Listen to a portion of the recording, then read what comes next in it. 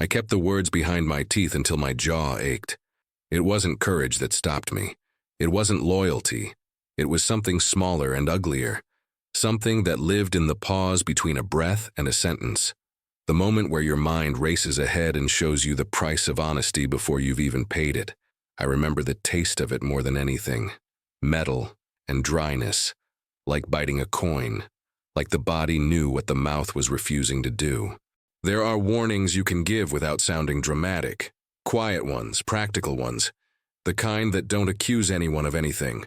The kind that feel safe because they don't point a finger. They just move a piece on the table and pretend it was always meant to be there. I rehearsed those, over and over. I rearranged the words until they sounded like nothing, like observation, like routine, like I was simply doing my part, and still, they wouldn't leave my throat. Because the thing I saw, what I recognized in that room, in that moment, wasn't just a mistake. It was a direction, a certain kind of momentum, a door that only swings one way once the hand is on it. I tried to tell myself I was imagining it, that I was tired, that my thoughts were making patterns out of noise the way they do when there's too much silence in the day and too little sleep at night. I tried to convince myself that if something was truly wrong, someone else would notice it too. Someone louder, someone with the right voice. But the longer I listened, the more certain I became, not of disaster, not of outcomes, not of any dramatic ending, but of something simpler, that the plan being spoken aloud had a hollow place in it, an empty space where a fact should have been. And I had that fact. It wasn't complicated. It wasn't secret. It wasn't even brave. It was just a piece of information, a small detail that didn't fit with what was being assumed. The kind of thing that gets you labeled difficult if you bring it up at the wrong time. The kind of thing people resent you for, because it forces them to slow down. I watched faces as they spoke, not what they said, how they said it, how certain they sounded, how clean their sentences were, no hesitation, no rough edges, words falling into place like they'd already been approved before they were spoken. There's a particular pressure in that certainty. It doesn't crush you all at once. It presses from every angle, gently, patiently, until you begin to feel that any interruption would be a kind of violence. Not physical, social. The violence of making everyone stop and look at you. And when you imagine that, you don't imagine questions first. You imagine the silence after. You imagine the shift in the room, eyes turning, not angry, not even hostile, just alert. A new shape forming around you. You imagine the way someone's patience would thin, the way a superior might tilt their head as if deciding whether you're useful or simply in the way. You imagine being remembered for the wrong reason. I told myself I wasn't afraid of punishment. I told myself I'd endured worse than harsh words. I told myself that what mattered was the work, the lives, the consequences. But the truth was simpler. I was afraid of being seen, not as a person with a concern, as a person with a problem. I sat with my hands still, because moving them felt like admitting I was about to do something. Even my breathing felt loud. I learned how to swallow without making a sound. I learned how to keep my expression neutral while something inside me tightened like a wire being pulled. The words hovered at the edge of my tongue. Just say it, I told myself. Just once. Just a sentence. You don't have to argue. You don't have to insist. You can present it like you're offering a tool, not a warning. But every time I tried, my mind played the next scene. The look, the dismissal. The thin smile that says thank you, but we're moving on. The way the room might continue without me, only now with the knowledge that I'd tried to disrupt it. I told myself that if I spoke and they ignored me, it would be worse, because then I would carry not only what I knew, but the memory of being waved aside, the memory of my voice landing useless on the table like a dropped utensil. So I delayed. One more second, one more breath, one more chance for someone else to say it first. I waited for the door to open and bring in interruption.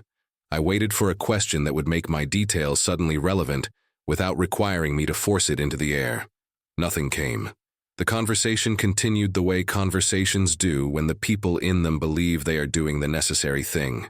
Calmly, efficiently, with the ease of those who will not be held accountable by the smaller truths. And I felt something shift, not in the room but in me, a resignation, a quiet acceptance that the moment was passing. I didn't decide to be silent the way you decide to do something. It wasn't a clear choice. It was an erosion, the slow wearing away of intention until only stillness remained. The words retreated. My mouth went dry again. My tongue settled back into place like it had never been raised. And by the time I understood what I had done, the opportunity was already gone. Silence had already been chosen. The first time I noticed how speech gets punished, it wasn't dramatic. It was in the way a room changed temperature when someone asked an extra question. Not shouted, not defiant, just one additional sentence that slowed the forward motion. The reply came back polite, even calm, but the air around it hardened, like wet cement beginning to set. You could feel it in the faces. In the way people stopped taking notes for half a beat and then resumed. Faster, as if to erase the pause. That was how the place worked. Not with cruelty, not openly. With rhythm, with expectation, with an invisible agreement about what could be said and what should stay inside your head until it went quiet on its own. Days were built on repetition. The same corridors, the same clipped exchanges, the same tables with the same stains that never fully washed out. Voices learned to stay at a certain volume. Even laughter, when it happened, was controlled. Short bursts that died quickly, like they were ashamed to linger. There were rules, and then there were rules. The written ones were easy. Where to be, when to report, what to carry, what not to touch. The other rules were older and more important. They had nothing to do with paper. They had to do with survival inside the system, a kind of social arithmetic you learned without being taught. If you spoke too much, you became noticeable. If you became noticeable, you became accountable. And accountability was a trapdoor. So people learned to sound useful without sounding concerned. They learned to offer solutions without framing them as objections. They learned the difference between information and warning, and they avoided warning the way you avoid stepping into deep water with your boots on. I wasn't part of the high voices. I wasn't one of the people whose sentences could stop a plan. I moved around the edges of decision, close enough to hear what mattered, close enough to see what was missing, but never close enough to be asked what I thought. That was the safest place to stand. It came with its own humiliation, but it also came with invisibility, and invisibility was a kind of protection. The hierarchy was everywhere, even when no one mentioned it. It was in the way chairs were arranged, in who sat down first, in who spoke without being prompted, in who was allowed to interrupt and who had to wait until there was a gap wide enough to step into. You could watch a conversation and know exactly where everyone stood by how often they looked toward the same person before answering.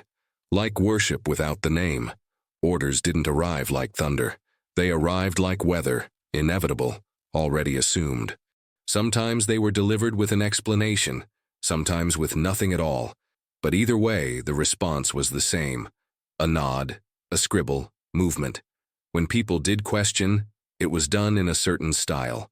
Not why are we doing this, but confirming detail. Not this is wrong, but to clarify. Questions were dressed up as obedience. Even then, there was risk. Because the people above didn't fear ignorance. They feared delay. Delay meant uncertainty.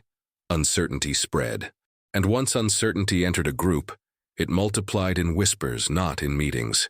So meetings were designed to be clean, fast, direct. The goal wasn't to explore. The goal was to conclude. I learned to listen for what was not being said, because the unsaid things were often heavier than the spoken ones. Certain topics would be skirted with careful language, as if naming them would make them real. Certain numbers were repeated without context, like charms. Certain assumptions sat on the table so long no one remembered they were assumptions.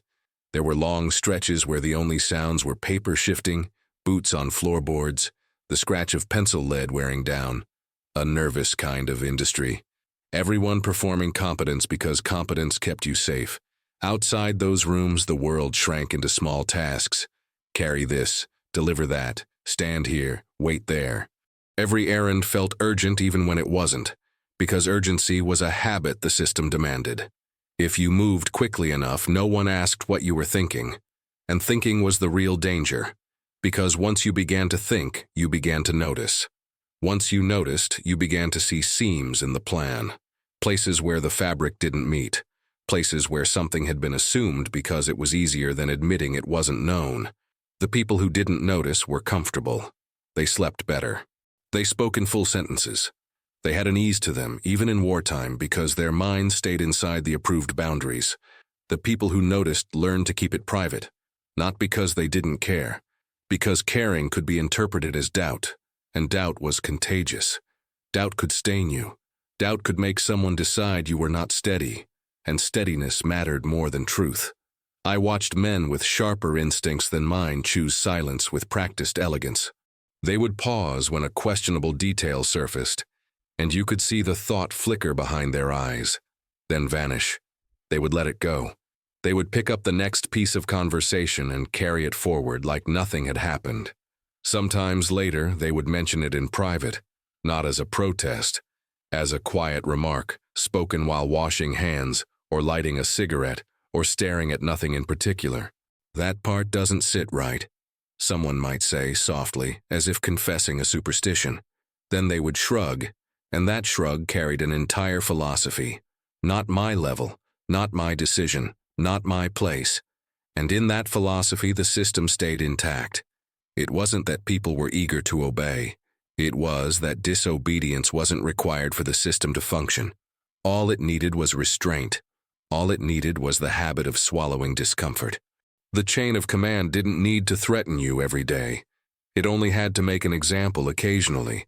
One person reassigned, one person publicly corrected, one person labeled difficult. After that, the rest of us policed ourselves. So when the flawed assumption surfaced, when the hollow place in the plan opened its mouth and waited to be filled, I felt my body respond before my mind did. A tightening, a warning in my muscles. I knew what it meant to speak in that room. It meant raising my hand, yes, but it also meant raising myself into view. It meant stepping out of my assigned shape and becoming something else, a variable. And variables made people nervous. I told myself I would find the right moment. I told myself I would phrase it carefully. I told myself I would be calm, factual, harmless. But the longer I waited, the more the room solidified around its certainty. Every nod that followed, every note taken, every brief confirmation from someone higher sealed it more. By the time I felt the words gather again in my throat, I also felt something worse. The sense that speaking now would not just add information, it would challenge the momentum that had already been approved. And momentum in wartime is treated like law. So I stayed quiet. I kept my face neutral. I let the others talk over the empty space as if it wasn't there. And in that silence, I began to understand that the most dangerous part of the hierarchy wasn't the power at the top. It was the way it taught everyone below to fear their own voice. There is a particular moment when a thought becomes a burden. It happens when you realize that what you are holding is not a question, but a warning. Questions can be dismissed without consequence. Warnings attach themselves to outcomes. They wait. They return. Once I understood that, I started to negotiate with myself. I told myself the risk I saw might be incomplete, that I didn't have the whole picture, that those above me had access to information I didn't. This was easy to believe because hierarchy trains you to assume wisdom flows downward, even when evidence suggests otherwise. I replayed the conversation in my head, searching for any sign that the missing piece had already been accounted for. A phrase, a glance, a pause that meant more than it seemed. I wanted proof that my concern was redundant, that my silence was not a choice but a courtesy. But the more I examined it, the clearer the absence became. And with clarity came fear, because clarity removed my excuses. I began to imagine what would happen if I spoke, not the best-case version. That fantasy was too thin to be useful. I imagined the most likely version, the subtle one. The room would stop, not fully, just enough. Someone would look at me, not unkindly, but with the expression reserved for interruptions that don't fit the schedule. I would explain myself in fewer words than the thought deserved, because long explanations sound like uncertainty. They would listen, or at least appear to. Then someone higher would respond, calm, confident, possibly grateful, possibly dismissive, The tone would matter more than the words, and regardless of what was said, the plan would continue. What would change would be me. I would be the one who complicated things, the one who introduced friction, the one whose name might be remembered in connection with delay rather than efficiency. In wartime, efficiency is a moral currency. I told myself that if the concern was serious enough, someone else would voice it, someone with the authority to make it matter. I scanned faces during discussions, watching for hesitation, for a flicker of doubt that might surface into speech. I saw nothing, or rather I saw discipline. I saw the practiced neutrality of people who had learned which instincts to ignore. I saw mouths open to speak, then close around safer sentences. I saw agreement form not because it was earned, but because it was expected. That frightened me more than open recklessness would have. At night, when the noise settled and the routines paused, the thought returned with greater force. Without distraction, it grew sharper, more precise. I could trace the path of consequences without effort, not in dramatic arcs, but in simple steps, each one following naturally from the last. If this assumption holds, then this movement follows. If this movement follows, then this exposure occurs. If this exposure occurs, then there is no easy way back. It wasn't prophecy. It was sequence. I lay awake, bargaining. I told myself I would speak if I saw confirmation. I told myself I would speak if the next discussion included the same oversight. I told myself I would speak if anyone asked a question that opened the door wide enough for my warning to pass through without resistance. Each condition felt reasonable. Each one delayed me further. In the daylight, surrounded by structure and noise, those promises lost their urgency. The system had a way of dulling sharp edges. You could almost forget the weight you carried if you moved fast enough and listened just long enough to what was required. But every time the plan was referenced, every casual mention, every assumption treated as settled, I felt the warning press against my ribs. It wanted out. There were moments when I almost spoke without thinking, a reflexive inhale, a shift forward, the body preparing to act before the mind could interfere. Those were the most dangerous moments because they came close to honesty. Each time I stopped myself. I reminded myself of my position, of my limited perspective, the fact that no one had asked for my input. I reminded myself that silence was safer, that the burden of outcome did not officially belong to me. That was the lie I told most often, because while responsibility could be denied on paper, it did not vanish inside the body. The knowledge did not care about rank. It did not care about permission. It sat there, growing heavier with every passing hour. I began to resent the thought itself. If I could have abandoned it, I would have. If I could have convinced myself it was nothing, I would have embraced that comfort without shame. But it remained, patient, persistent. I noticed how my speech changed. I became quieter, more careful, as if conserving words might somehow make up for the one I was not saying. I avoided eye contact during certain discussions, afraid that someone might see the conflict written too clearly on my face. There is a shame that comes from knowing what you are capable of and choosing not to act. It is not loud. It does not announce itself. It works slowly, eroding self-respect in small, deniable increments. I told myself I was being rational, that I was choosing restraint over impulse, that I was avoiding unnecessary disruption. But beneath those explanations was a simpler truth I did not want to face. I was afraid of the cost of being right, because being right, in this case, would not mean praise. It would mean ownership, and ownership, once taken, cannot be returned. So I stayed where I was. I kept the warning contained. I let the thought circle endlessly without release, and with each repetition the silence grew less like a pause and more like a decision, even though I had not yet admitted that to myself. The moment arrived without ceremony. No raised voices, no sudden movement, just a continuation of the same steady rhythm that had carried every decision before it. The room filled, emptied, and filled again with people whose presence signaled that something was about to be finalized. Papers were aligned. Chairs scraped softly against the floor. Someone cleared their throat, not to speak, but to prepare to listen. I recognized the shift immediately. This was not a discussion anymore. This was the point where discussion hardened into record, where words stopped being provisional and began to exist on their own, separate from the people who spoke them. The assumption was stated again, casually, confidently, as if repetition could substitute for verification. I felt my body respond before my mind caught up, a tightening in the chest, a heat behind the eyes. My fingers curled slightly, then relaxed, as if they had been told to remain still. This was it, I thought. Not dramatically, not with panic, with the clarity of someone watching a door swing toward its frame, knowing exactly when it would close. If I spoke now, it would not be a suggestion. It would be a disruption. The sentence formed in my head, fully formed at last. Clean, measured. It did not accuse. It did not predict catastrophe. It simply named the missing piece and asked that it be acknowledged before moving forward. I could almost hear myself saying it. I imagined the sound of my own voice in that room, how it would break the smooth surface of certainty like a small stone dropped into water. Not enough to stop the current. Enough to mark that I had interfered. My mouth opened. Not wide, not visibly. Just enough to let air in. And then I closed it again. The sensation of stopping myself was physical. It felt like swallowing against resistance, like forcing something down that the body was trying to expel.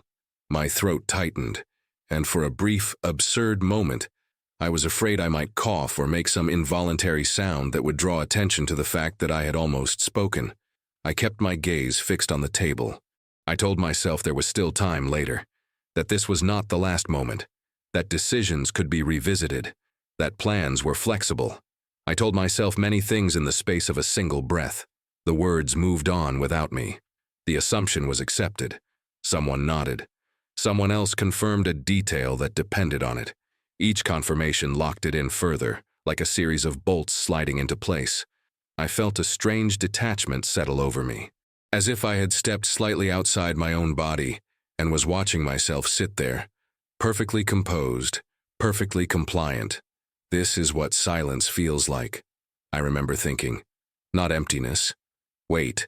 No one looked at me. No one needed to. I had not made myself relevant. The order was formalized. Not with drama, not with emphasis. Just a statement, a note, an instruction passed along as one more item in a long chain of items. The room began to dissolve its focus. People shifted. Chairs moved. Papers were gathered. Conversations branched off into smaller, safer topics. And in that mundane unraveling, I understood something that struck me harder than fear. Nothing had required me to be silent. No threat had been issued. No command given. I had chosen it. Not as an act of obedience, but as an act of self-preservation. I remained seated a moment longer than necessary, letting others file past me. My body felt heavy, as if gravity had increased slightly without warning. When I stood, it was with the careful weight of someone who does not want to draw attention by moving too quickly. As I left the room, the plan existed without me, complete, untouched by the warning I carried. And the realization followed me down the corridor, quiet and inescapable. The moment to speak had not passed by accident. It had passed because I allowed it to. The consequences did not announce themselves. They arrived the way rot does, quietly, without spectacle, concealed beneath routine. At first, everything looked the same. Orders were executed. Movements followed schedules. Reports arrived on time, written in the same neutral language that made success and failure look identical on paper. That was the most unsettling part. For a while I wondered if I had been wrong. There is a cruel mercy in that delay. It gives you hope just long enough to make the truth hurt more when it finally surfaces. I listened carefully to every update, scanning for signs of deviation, for any evidence that the missing piece had somehow been accounted for after all. I wanted the system to prove me foolish. Instead, it moved forward exactly as designed. The first indication was subtle, a discrepancy that didn't belong to anything specific, a report that required a clarification. A minor adjustment explained away as environmental variance. No alarm, no accusation, just a note in the margin. Others barely reacted. I did, because I recognized the shape of it immediately. The contour matched the hollow space I had seen before. The thing I hadn't named was beginning to show itself, not as disaster, but as inconvenience. And inconvenience is easy to ignore. Days passed. The discrepancy grew. It required more explanation now, more qualifiers. Language became less confident without losing its formality. Sentences stretched, bending around facts that no longer fit neatly. Still no one stopped. Stopping would have required acknowledgement, not of error, but of omission. And omissions are dangerous, because they don't belong to any single person. They implicate everyone who was present when the silence settled. I watched people adapt. Adjustments were made downstream, not upstream. Workarounds replaced reconsideration. Small sacrifices were accepted to preserve the original structure. It was easier to compensate than to confront. Each adjustment confirmed what I already knew. The foundation was wrong. And with every confirmation, the weight inside me shifted from anticipation to certainty. There is a particular kind of helplessness that comes from watching something unfold exactly as you feared, without surprise. It strips you of even the small comfort of shock. You are left with recognition alone. I began to measure time differently, not in days or weeks, but in moments when intervention might still have mattered. Each one passed quietly, without ceremony, unnoticed by anyone but me. When the first real loss occurred, it was described carefully, not minimized but framed, context provided, factors listed, responsibility distributed so evenly it became impossible to touch. I read the words and felt nothing at first. Then slowly, the connection formed. This was the point where the sequence had always led. I remembered the sentence I had rehearsed, the clean, harmless phrasing, the small detail that could have forced a pause, that could have introduced friction early, when friction was still survivable. Now, friction would have meant collapse. So no one spoke. They couldn't. Not without unraveling too much. The system closed ranks around itself, not out of malice, but out of necessity. Once consequences begin, the priority shifts from prevention to containment, from truth to continuity.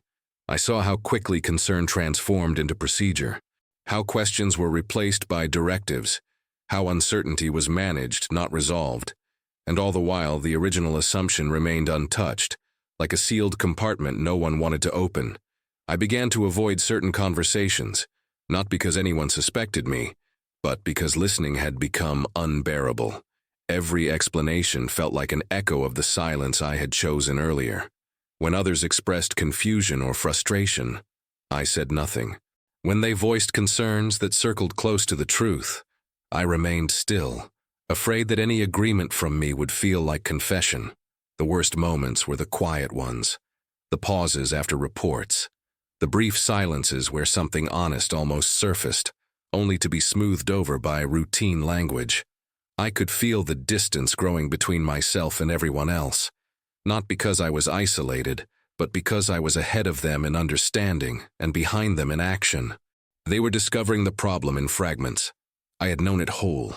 There was no satisfaction in that, no sense of vindication, only a deepening awareness that my silence had not spared me responsibility. It had only delayed its arrival. At night, the thought returned, heavier now, stripped of speculation. "This is happening," it said. "This is what you saw." And with that certainty came something worse than fear. It came with the understanding that nothing I said now would matter in the same way. The window where a single sentence could have altered the course had closed, not with force but with time.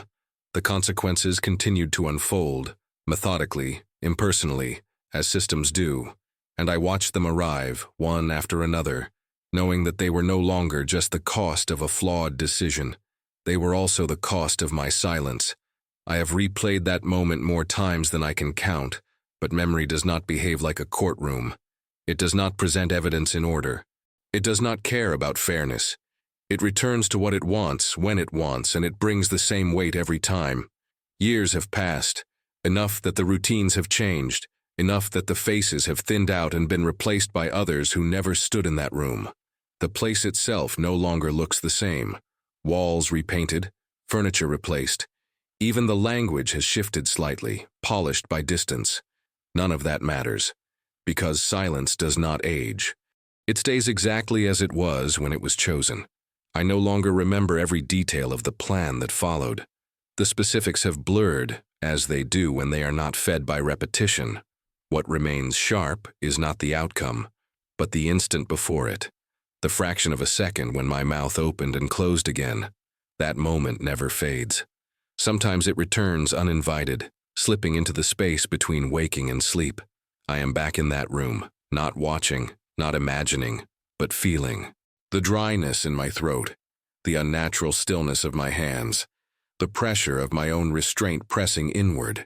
In those memories, no one accuses me. That is the cruelty of it. There is no voice saying I should have spoken, no figure pointing a finger, no sentence pronounced. The world does not condemn me because the world does not know. I know. That knowledge is quieter than guilt, but heavier. People talk about regret as if it were loud, as if it announces itself with grief or tears or confession. This was different. This was a low, constant awareness, like a tone just beneath hearing that never stops vibrating. I have learned how to live with it, not because it lessened, but because the body adapts to almost anything if given enough time. I learned how to speak when required and stay silent when expected. I learned how to look back without showing what I see. Outwardly, nothing marks me. Inwardly, everything does. I measure myself now not by what I did, but by what I allowed. Not by the harm I caused directly, but by the harm I did not interrupt. It is a difficult thing to accept, that restraint, once chosen for safety, can become its own form of participation. I still tell myself that speaking might not have changed anything, that the plan might have continued regardless, that the outcome could have been the same. These thoughts are not lies. They are simply incomplete, because the question that follows them never leaves. Who would I be now if I had spoken? I do not imagine a better version of myself. I do not imagine praise or recognition. I imagine only the absence of this weight, the absence of this permanent tension between who I was and who I know I could have been. Silence, I have learned, does not end when the moment passes. It stretches forward, attaching itself to memory, reshaping how you understand your own reflection. There are things I no longer say easily, not because I fear consequence, but because words themselves feel heavier now, more deliberate, as if each one must justify its existence. When I hear others hesitate, I recognize it immediately. I see the calculation in their eyes, the same mental arithmetic I once performed, the same quiet surrender to convenience. I do not interrupt them. That, too, is part of the silence. The war ended long ago, at least in name. The systems moved on. New orders replaced old ones. History condensed the events into summaries that leave no room for individual hesitation. My role does not appear anywhere. That is how it should be. And yet, every time I am alone long enough for my thoughts to settle, I return to the same understanding, stripped of excuse or justification. The most important thing I did in that moment was nothing, and nothing, once chosen, cannot be undone.